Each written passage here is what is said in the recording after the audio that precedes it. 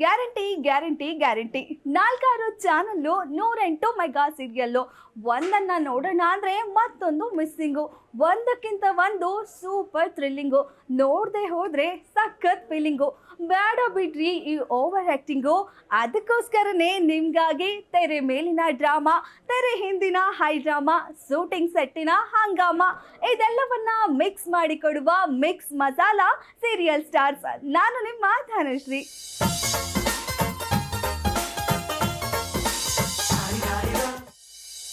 ಇವತ್ತು ನಮ್ಮ ಜೊತೆ ಇದ್ದಾರೆ ಲಕ್ಷ್ಮೀ ಬಾರಮ್ಮ ಸೀರಿಯಲ್ ಖ್ಯಾತಿಯ ಕೀರ್ತಿ ಅವರು, ಅಂದರೆ ತನ್ವಿರಾವ್ ಅವರು.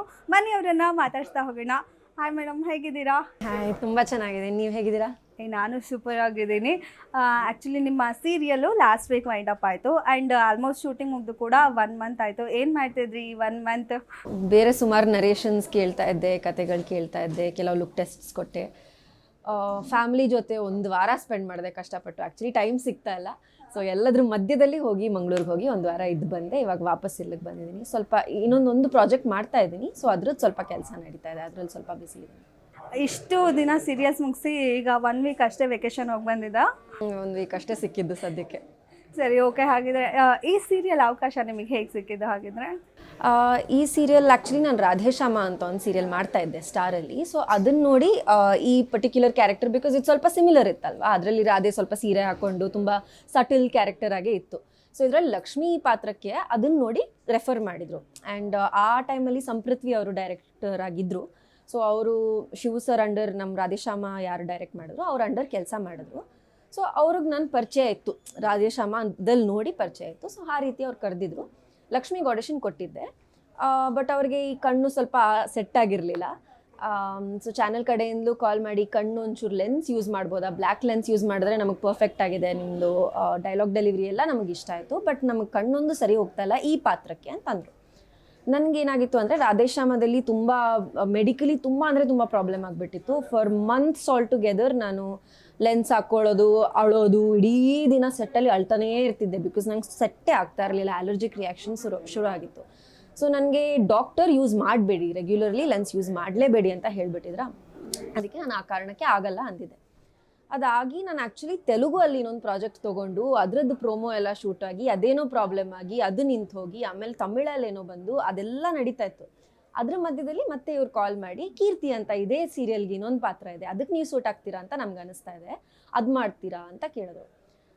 ಬಟ್ ಆ ಟೈಮಲ್ಲಿ ನನಗೆ ಅಂದರೆ ಬಿಕಾಸ್ ಇದು ಹೀರೋಗೋಸ್ಕರ ಹೀರೋಯಿನ್ ಜೊತೆ ಜಗಳ ಆಡೋದು ಆ ಥರದ್ದೆಲ್ಲ ನನಗೆ ಅಷ್ಟು ಸೆಟ್ ಆಗಲಿಲ್ಲ, ಇಷ್ಟ ಆಗಲಿಲ್ಲ. ಸೊ ನಾನು ರಿಜೆಕ್ಟ್ ಮಾಡಿದ್ದೆ ಇನಿಷಿಯಲಿ. ಇಲ್ಲ, ನನಗೆ ಮಾರಲಿ ಅದು ಸರಿ ಅನ್ನಿಸ್ತಾ ಇಲ್ಲ, ನನಗೆ ಮಾಡೋ ಪಾತ್ರ ಥರ ಅನ್ನಿಸ್ತಾ ಇಲ್ಲ, ನಾನು ಬೇಡ, ಈ ಒಂದು ಪಾತ್ರ ಬೇಡ ನನಗೆ ಅಂತ ಅಂದಿದ್ದೆ. ಅದಾಗಿ ಮತ್ತೆ ಐ ಥಿಂಕ್ 1 ತಿಂಗಳೇನೋ ಬಿಟ್ಟು, ಅಂದರೆ ದೇ ಕೆಪ್ಟ್ ಫಾಲೋಯಿಂಗ್ ಅಪ್. ಮತ್ತೆ may be it was return ನನ್ನ ಡೆಸ್ಟಿನಿಯಲ್ಲಿ. ಹೋದರೂ ಅದನ್ನು ಬಿಡೋದಕ್ಕೆ ಆಗ್ತಾ ಇರಲಿಲ್ಲ ನನಗೆ, ಮತ್ತೆ ವಾಪಸ್ ಬರ್ತಾ ಇತ್ತು. ಸೊ ನಾನು ಹೇಳಿದ್ನಲ್ಲ, ರಾಧೇಶ್ಯಾಮದಲ್ಲಿ ನಮ್ಮ ಡೈರೆಕ್ಟರ್ ಯಾರಾಗಿದ್ದರು ಅವರೇ ಈ ಪ್ರಾಜೆಕ್ಟಲ್ಲಿ ಫಸ್ಟ್ 20 ಎಪಿಸೋಡ್ಸ್ ಡೈರೆಕ್ಟ್ ಮಾಡಿದ್ರು. ಸೊ ಅವ್ರು ನನಗೆ ಕಾಲ್ ಮಾಡಿ ಹೇಳಿದ್ರು, ಬಿಕಾಸ್ ನನಗೊಂಥರ ಅವ್ರ ಫಾದರ್ ಫಿಗರ್ ಥರ ಆಗಿಬಿಟ್ಟಿದ್ರು, ನನ್ನ ತಂದೆ ಥರ ಒಂದು ಗೈಡ್ ಮಾಡ್ತಾಯಿದ್ರು, ಒಂದು ತುಂಬ ಒಳ್ಳೆ ರೀತಿಯಲ್ಲಿ ನನಗೆ ಗೈಡೆನ್ಸ್ ಕೊಟ್ಟಿದ್ರು. ಸೊ ಅವ್ರು ಹೇಳಿದ್ರು, ಇದು ಆ್ಯಕ್ಚುಲಿ ತುಂಬ ಚೆನ್ನಾಗಿದೆ, ಪವರ್ಫುಲ್ ಆಗಿದೆ ಕ್ಯಾರೆಕ್ಟರು, ಮುಂದೆ ಕತೆನ ಇದೇ ಮುಂದೆ ತೊಗೊಂಡು ಹೋಗುತ್ತೆ, ಸೊ ಒಂದು ಸತಿ ಕನ್ಸಿಡರ್ ಮಾಡು ಅಂತಂದರು. ನಾನು ಬೇಕಾದ್ರೆ ರೈಟರಿಗೆ ಹೇಳ್ತೀನಿ, ಅವ್ರು ಡೈರೆಕ್ಟಾಗಿ ಕಾಲ್ ಮಾಡಿ ಮಾತಾಡ್ತಾರೆ, ನಿನಗೆ ಕರೆಕ್ಟಾಗಿ ಇದು ಸೂಟ್ ಆಗಬಹುದು ಈ ಕ್ಯಾರೆಕ್ಟರ್ ಅಂತ ನಂಗೆ ಅನಿಸ್ತಾ ಇದೆ, ನಿಂಗೆ ಏನೇ ಡೌಟ್ಸ್ ಇದ್ರು, ಏನೇ ಇಷ್ಟ ಇಲ್ಲ ಅಂತಾದರೆ ಅದನ್ನು ರೈಟರ್ ಹತ್ರ ಒಂದು ಸತಿ ಮಾತಾಡ್ಕೊ ಅಂತಂದರು. ಆವಾಗ ಫಸ್ಟ್ ಟೈಮ್ ನಾನು ಜಯ ಅವ್ರ ಹತ್ರ ಮಾತಾಡಿದ್ದು. ಸೊ ಜಯ ತುಂಬ ಆರಾಮಾಗಿ ನನಗೆ ಕುತ್ಕೊಂಡು ತುಂಬ ಎಕ್ಸ್ಪ್ಲೇನ್ ಮಾಡಿದ್ರು. ಬೇರೆ ಸೀರಿಯಲ್ಸಲ್ಲೆಲ್ಲ ವಿಲನ್ಸ್ನ ಯಾವ ಥರ ಪೋಟ್ರಿ ಮಾಡ್ತಾರೆ ಆ ಥರ ನಾವು ಪೋಟ್ರಿ ಮಾಡಲ್ಲ, ಎಣ್ಣೆ ಹಾಕೋದು, ಹೀರೋಯಿನ್ನ ಬೀಳೋ ಥರ ಮಾಡೋದು ಅಂಥದ್ದೆಲ್ಲ ನಾವು ಬರೆಯಲ್ಲ. At least for the first 1000 episodes ನಮ್ಮ ಹತ್ರ ಏನೋ ಒಂದು ಔಟ್ಲೈನ್ ಅಂತ ಇದೆ.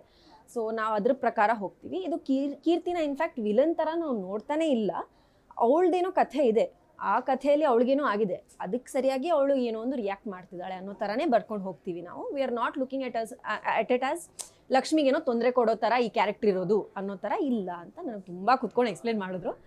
And I felt very convinced. ಅಂದರೆ ನನಗೆ ಚಿಕ್ಕ ವಯಸ್ಸಿಂದ ನಾನು ಸೀರಿಯಲ್ಸ್ ನೋಡ್ಕೊಂಡು ಬಂದಾಗ ಏನೇನು ಇಷ್ಟ ಆಗ್ತಿರ್ಲಿಲ್ವೋ ಅದೆಲ್ಲ ನಾವು ಮಾಡಲ್ಲ ಅಂತ ಅವರು ನನಗೆ ತುಂಬ ಕ್ಲಿಯರಾಗಿ ಆ ಫಸ್ಟ್ ಕಾಲಲ್ಲೇ ಹೇಳಿದ್ರು. So I was convinced. And ಆ್ಯಕ್ಟಿಂಗಿಗೆ ತುಂಬ ಸ್ಕೋಪ್ ಇರುತ್ತೆ, ಒಳ್ಳೆ ಆ್ಯಕ್ಟರ್ನ ನಾವು ಹುಡುಕ್ತಾ ಇದ್ದೀವಿ, ಅದಕ್ಕೆ ಮತ್ತೆ ನಿಮ್ಮನ್ನು ಕೇಳ್ತಾ ಇದ್ದೀವಿ ನಾವು ಅಂತ ಅಂದರು. ಸೊ ಆ್ಯಸ್ ಅನ್ ಆ್ಯಕ್ಟರ್ ಆ ಒಂದು ಆಸೆ ಇರುತ್ತಲ್ಲ, ಆ ಥರದ್ದೊಂದು ಕ್ಯಾರೆಕ್ಟರ್ ಸಿಗಬೇಕು ಅಂತ ಓಕೆ ನೋಡೋಣ, ಟ್ರೈ ಮಾಡೋಣ, ಇಟ್ಸ್ ಗ್ಯಾಂಬಲ್ ಅಂತ ತೊಗೊಂಡೆ. ಪಾತ್ರ ಮಾಡಿದ್ಮೇಲೆ ಅನ್ಸ್ದಾ ಓಕೆ ಡಿಫ್ರೆಂಟ್ ಆಗೇ ಇದೆ ಇದು ಬೇರೆ ಎಲ್ಲ ವಿಲನ್ಗಿಂತ ಅಂತ ನಿಮಗೆ? ಡೆಫಿನೆಟ್ಲಿ ಐ ಥಿಂಕ್ ಒಂದು ಪಾಯಿಂಟ್ ಇತ್ತು, ನಾವು ಸೂಪರ್ ದಂಪತಿ ಅಂತೆಲ್ಲ ಹೋಗಿದ್ವಿ, ಆ ಒಂದಷ್ಟು ಎಪಿಸೋಡ್ಸಲ್ಲಿ ಸ್ವಲ್ಪ ಯಾವಾಗಲೂ ವಿಲನ್ಸ್ ಹೇಗಿರ್ತಾರೋ ಅದೇ ಥರ ಟ್ರೀಟ್ ಆಗ್ತಾ ಇತ್ತು ಕೀರ್ತಿ. ಸೊ ಆ ಟೈಮಲ್ಲಿ ಏನು ಮಾಡ್ತಿದ್ದೀನಿ ಅಂತ ಅನಿಸ್ತು. ಅದು ಬಿಟ್ಟು I think 90% of the time ಕೀರ್ತಿನ ಯಾವತ್ತೂ ವಿಲನ್ ಥರ ರೈಟರ್ ಯಾವತ್ತೂ ಟ್ರೀಟ್ ಮಾಡಿಲ್ಲ. ಅವಳದೇ ಒಂದು ಕಥೆ ಅಂತಿತ್ತು ಸ್ಟೋರಿಯಲ್ಲಿ. ಆ್ಯಂಡ್ ನಂಗೆ ಏನು ಇಷ್ಟ ಆಗಿದ್ದು ಅಂದರೆ ಪ್ರತಿ ಸೀನಲ್ಲಿ ಅಲ್ಲಿ ಕೀರ್ತಿ ನಿಂತಿದ್ರೆ ಕೀರ್ತಿ ಸುತ್ತನೇ ಆ ಸೀನ್ ರಿವಾಲ್ವ್ ಆಗ್ತಿತ್ತು ಅಂತ ನಂಗೆ ಅನಿಸ್ತಿತ್ತು. ಏನೋ ಅವಳ ಜೆಲಸಿ, ಅವಳ ಸಿಟ್ಟು, ಅವಳ ಕೋಪ, ಅವಳ ಅಳು, ಅದ್ರ ಸುತ್ತ ಕಥೆ ಮುಂದುವರಿತಿತ್ತು ಅಂತ. ಸೊ ಐ ಥಿಂಕ್ ಅದನ್ನು ವಿಲನ್ ಅಂತ ನನಗೆ ಯಾವತ್ತೂ ಅದು ಅನ್ನಿಸ್ಲಿಲ್ಲ. ನನಗೆ ಆ ಕಥೆಯಲ್ಲಿ ತುಂಬ ಒಂದು ಮುಖ್ಯವಾದ ಪಾತ್ರ ಅವಳು ಅಂತ ಅನ್ನಿಸ್ತು. ಸೊ ಐ ಎಂಜಾಯ್ಡ್ ಇಟ್ ಹೋಗ್ತಾ. ಆ್ಯಂಡ್ ನೀವು ಇನ್ನೊಂದು ನೆಕ್ಸ್ಟ್ ಹೈಲೈಟ್ ಆಗಿದ್ದು ನೆಕ್ಸ್ಟ್ ಶೇಡ್, ಅಂದರೆ ನೀವು ಅದು ಮಗು ಥರ ಆಡೋದಂತೂ ತುಂಬ ಹೈಲೈಟ್ ಆಯಿತು. ಅಂದರೆ ತುಂಬ ಚೆನ್ನಾಗಿ ಕೂಡ ಬಂತು. ಹೇಗಿತ್ತು ಅದ್ರ ಪ್ರಿಪ್ರೇಷನ್ ನಿಮಗೆ? ಸೊ ನಮಗೆ ಆ್ಯಕ್ಚುಲಿ ಗೊತ್ತಿರಲಿಲ್ಲ, ಅನುಬಂಧ ಟೈಮಲ್ಲಿ ನಮಗಿದು ಗೊತ್ತಾಗಿದ್ದು. ಆ ಟೈಮಲ್ಲಿ ಐ ಥಿಂಕ್ ಬೀಳೋ ಎಪಿಸೋಡ್ಸ್ ಎಲ್ಲ ಬೆಟ್ಟದಿಂದ ಬೀಳೋ ಎಪಿಸೋಡ್ ಶೂಟ್ ಆಗಿತ್ತು. ಮುಂದೆ ಅನ್ನೋದು ನಮಗೂ ಗೊತ್ತಿರಲಿಲ್ಲ. ನಾವು ರೈಟ್ರನ್ನ ಕೇಳೋದು, ಯಾವಾಗಲೂ ಕಾಲ್ ಮಾಡಿ ಕೇಳೋದು, ಏನಾಗ್ತಾ ಇದೆ, ನಾನು ಬರ್ತೀನಿ ತಾನೆ ಅಂತ ನಾನೇ ಕೇಳ್ಕೊಳ್ತಾ ಇದ್ದೆ. ಇಲ್ಲ ಬರ್ತೀರಾ, ಬಟ್ ಯಾವ ಥರ ಬರ್ತೀರಾ ಅಂತ ನಾವು ಹೇಳಲ್ಲ, ಅದು ಸೀಕ್ರೆಟ್ ಅಂತ ಮುಚ್ಚಿಡ್ತಿದ್ರು ನಮ್ಮ ಹತ್ರ. ಸೊ ಆ ಟೈಮಲ್ಲಿ ನಾವು ಒಂದು ಟೈಟಲ್ ಕಾರ್ಡ್ ಶೂಟ್ ಮಾಡಿದ್ವಿ. ಆವಾಗ ನಮಗೆ ಹಿಂಟ್ ಸಿಕ್ಕಿದ್ದು, ಇವಳು ಮಗು ಥರ ಆಗಿದ್ದಾಳೆ, ಮೋಸ್ಟ್ಲಿ ಮೆಮೊರಿ ಲಾಸ್ ಆಗಿದೆ ಅಂತ. ಸೊ ನಾನು ಪ್ರಿಪೇರ್ ಅಂದರೆ ನನ್ನ ಹಳೆ ವೀಡಿಯೋಸ್ ಒಂದಷ್ಟು ಹ್ಯಾಂಡಿ ಕ್ಯಾಮಲ್ಲೆಲ್ಲ ನಾನು ಚಿಕ್ಕವಳಿದ್ದಾಗ ರೆಕಾರ್ಡ್ ಮಾಡಿರ್ತಿದ್ದೆ. ಆವಾಗ ನನಗೂ ನಿಮ್ಮ ಥರ ಆ್ಯಂಕರಿಂಗ್ ಮಾಡೋದಂದರೆ ಭಾರಿ ಇಷ್ಟ. ಸೊ ಹ್ಯಾಂಡಿ ಕ್ಯಾಮಲ್ಲಿ ನಾನೇ ರೆಕಾರ್ಡ್ ಮಾಡಿಕೊಂಡು ಒಂದಷ್ಟು ಡೈಲಾಗ್ಸ್ ಎಲ್ಲ ಹೇಳ್ಕೊಂಡು ಡ್ಯಾನ್ಸ್ ಮಾಡ್ಕೊಂಡು ಏನೋ ಒಂದೆಲ್ಲ ಮಾಡಿರ್ತಿದ್ದೆ. ಸೊ ಒಂದಷ್ಟು ಆ ವೀಡಿಯೋಸ್ಗಳನ್ನೆಲ್ಲ ನೋಡಿದೆ ನಾನು. ಅದರಲ್ಲಿ ಹೇಗೆ ಸ್ಮೈಲ್ ಮಾಡ್ತಿದ್ದೆ, ಯಾವ ಥರ ಮಾತಾಡ್ತಿದ್ದೆ, ಆ ಟೋನ್ ಯಾವ ಥರ ಬರ್ತಿತ್ತು, ಕೆಲವೆಲ್ಲ ಅದನ್ನು ನೋಡಿ ಸ್ವಲ್ಪ ಕಲಿತೆ. ಆಮೇಲೆ ಐ ಥಿಂಕ್ ಹೋಗ್ತಾ ಅವ್ರು ಯಾವ ಥರ ಬರೀತಿದ್ರು ಅದ್ರ ಮೇಲೆ ಇನ್ನೂ ಸ್ವಲ್ಪ ಡೆವಲಪ್ ಆಗ್ತಾ ಹೋಯಿತು ಅನಿಸುತ್ತೆ ಆ ಕ್ಯಾರೆಕ್ಟರ್. ಆ್ಯಕ್ಚುಲಿ ಅದನ್ನು ತುಂಬ ಎಂಜಾಯ್ ಮಾಡಿದೆ ನಾನು. ಕೀರ್ತಿಗಿಂತಲೂ ಜಾಸ್ತಿ ಗೊಂಬೆ ಅನ್ನೋದನ್ನು ತುಂಬ ಎಂಜಾಯ್ ಮಾಡಿದೆ. ಬಿಕಾಸ್ ಆ ಒಂದು ಫ್ರೀಡಮ್, ಕಂಪ್ಲೀಟ್ ಫ್ರೀಡಮ್, ಹಾರೋದು, ಬೀಳೋದು ಅನ್ನೋದು ಏನೋ ಸೇಮ್ ಮಗು ಥರ, ಬೌಂಡ್ರಿನೇ ಇಲ್ಲ, ಏನು ಬೇಕಾದರೂ ಮಾಡ್ಬೋದು ಅನ್ನೋ ಥರ ಇತ್ತಲ್ಲ. ಸೊ ಐ ಥಿಂಕ್ ನಾನು ಅಷ್ಟೇ, ನನ್ನ ಡೈರೆಕ್ಟ್ರು ಅಷ್ಟೇ, ತುಂಬ ಒಂಥರ ಓಕೆ ಇವಾಗ ಆಟ ಆಡೋಣ, ಪ್ಲೇ ಗ್ರೌಂಡಲ್ಲಿ ಇದ್ದೀವಿ ಅನ್ನೋ ಥರ ಆ ಫೀಲಲ್ಲಿ ನಾವು ಅದನ್ನು ಶೂಟ್ ಮಾಡಿ. ಮನೇಲೂ ಹಾಗೆ ಅದನ್ನು ಪ್ರಾಕ್ಟೀಸ್ ಮನೇಲೂ ಆ ಥರನೇ ಏನಾದ್ರು ನಡ್ಕೋತಿದ್ರ? ಈಗಲೂ ಏನಾದರೂ ಮನೇಲಿ ಆ ಥರ ಇರೋದುಂಟಾ? ಇಲ್ಲ ಆ್ಯಕ್ಚುಲಿ ಐ ಥಿಂಕ್ ಎಷ್ಟೋ ಸಮಯ ಆದಮೇಲೆ ಆ ಥರ ಒಂದು ಸಿಲ್ಲಿಯಾಗಿ ಆಡೋದಕ್ಕೆ ಒಂದು ಆಪರ್ಚುನಿಟಿ ಸಿಕ್ಕಿದ್ದೆ ಆ ಪಾತ್ರದ ಮೂಲಕ ಅಂತ ಅನಿಸುತ್ತೆ ನನಗೆ, ಗೊಂಬೆ ಆಗಿ. ಸೊ ನನ್ನ ಅಪ್ಪ ಅಮ್ಮಂಗೂ ಒಂದು ಮಗು ಥರ ನಾನು ಮತ್ತೆ ನೋಡೋದಕ್ಕೆ ಅವಕಾಶ ಸಿಕ್ಕಿದ್ದೆ ಆ ಪಾತ್ರದ ಮೂಲಕ. ಕ್ಯಾಶುಯಲ್ ಆಗಿ ನೀವು ರಿಯಲ್ ಆಗಿ ಹೇಗಿರ್ತೀರಾ? ತುಂಬ ಜೋರಾ, ಸೈಲೆಂಟಾ, ತುಂಬ ಕೇರಿಂಗಾ, ಅಥವಾ ಚೈಲ್ಡಿಶಾ, ಯಾವ ಥರ ನಿಮ್ಮ? I think completely the opposite of Keerthi ಆ ಒಂದು ವಿಷಯದಲ್ಲಿ. I think I am very silent as you see. ನಾನು ತುಂಬ ಜಾಸ್ತಿ ಮಾತಾಡೋಳಲ್ಲ. ಆ್ಯಂಡ್ ಇನ್ಫ್ಯಾಕ್ಟ್ ನಂಗೆ ಏನಾದರೂ ಬೇಕು ಅಂದರೆ ಅದನ್ನು ಹೇಗೆ ಕೇಳಬೇಕು ಅನ್ನೋದು ನನಗೆ ಗೊತ್ತಿಲ್ಲ. ನಾನು ಕೀರ್ತಿಯಿಂದಲೇ ಕಲ್ತಿರೋದು ಅದನ್ನು. ಅವಳಿಗೆ ಏನು ಬೇಕೋ ಅದನ್ನು ಡಿಮಾಂಡ್ ಮಾಡ್ತಾಳಲ್ಲ ಅವಳು, ಆ ಒಂದು ಟೋನ್, ಆ ಒಂದು ಕಾನ್ಫಿಡೆನ್ಸ್ ಐ ಥಿಂಕ್ ಕೀರ್ತಿಯಿಂದಲೇ ನಾನು ಕಲ್ತಿರೋದು. ಹಾಗಿದ್ರೆ ರಿಯಲ್ ಲೈಫಲ್ಲೂ ಚೇಂಜಸ್ ಆಗಿದೆ ಕೀರ್ತಿ ಕ್ಯಾರೆಕ್ಟರ್? I am sure. ಎಲ್ಲರೂ ನಾವು ಖುಷಿ ಪಡಿಸೋದಕ್ಕಾಗಲ್ಲ ಅನ್ನೋದೊಂದು ಕಲ್ತಿದ್ದೀನಿ ನಾನು. ಕೆಲವರು ನಾವು ಏನೇ ಮಾಡಿದ್ರು ಕೆಲವ್ರಿಗೆ ನಮ್ಮ ಮೇಲೆ ಇಷ್ಟ ಇರಲ್ಲ, ಅದು ನಾವೇನು ಮಾಡೋದಕ್ಕಾಗಲ್ಲ ಅನ್ನೋದನ್ನು ಕಲ್ತಿದ್ದೀನಿ.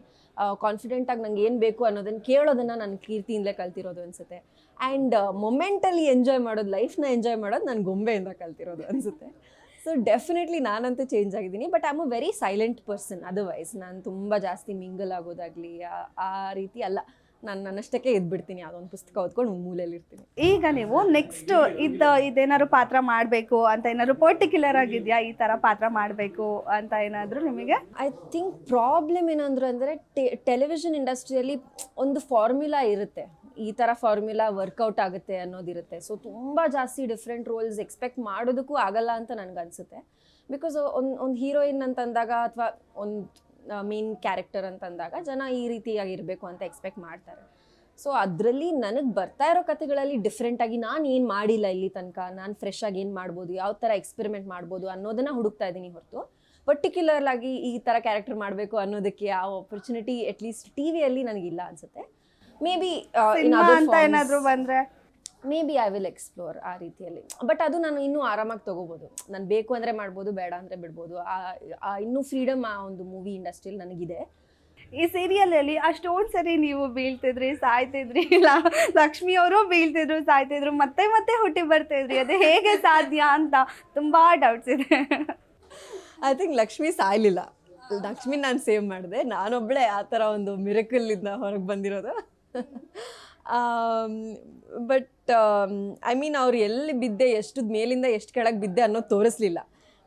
ಎಲ್ಲೋ ಒಂದು ಬ್ರಾಂಚಿಗೆ ಸಿಕ್ಕಾಕೊಂಡಿದ್ದೆ, ಅಲ್ಲಿಂದ ಬಿದ್ದೆ. ಮೇ ಬಿ ಅಲ್ಲೇ ಒಂಚೂರು ಕೆಳಗೆ ಬಿದ್ದಿದ್ನೋ ಏನೋ ಅಂತ ನಾನು ಅಂದ್ಕೊಂಡಿರೋದು. ಬಟ್ ಮೆಮರಿ ಲಾಸ್ ಅಂತೂ ಆಗಿತ್ತು. ಅಟ್ಲೀಸ್ಟ್ ಅದು ರಿಯಲಿಸ್ಟಿಕ್ ಆಗಿ ಏನಿದ್ದಿದ್ದಂದರೆ ಒಂದು 2 months ಇರಲಿಲ್ಲ ಕೀರ್ತಿ, ಎಲ್ಲೂ ಇರಲಿಲ್ಲ. ಸೊ ಏನೋ ಒಂದು ಪ್ರಾಬ್ಲಮ್ ಆಗಿದೆ, ಏನೂ ಆಗದೆ ಒಂಚೂರು ಗಾಯ ಆಗದೆ ಬಂದಿದ್ದಾಳೆ ಅನ್ನೋ ರೀತಿ ಇಲ್ಲ. ಏನೋ ಒಂದು ಪ್ರಾಬ್ಲಮ್ ಮೆಂಟಲಿ ತುಂಬ ಅಫೆಕ್ಟ್ ಆಗಿದ್ದಾಳೆ ಅನ್ನೋದಾದರೂ ಇತ್ತು.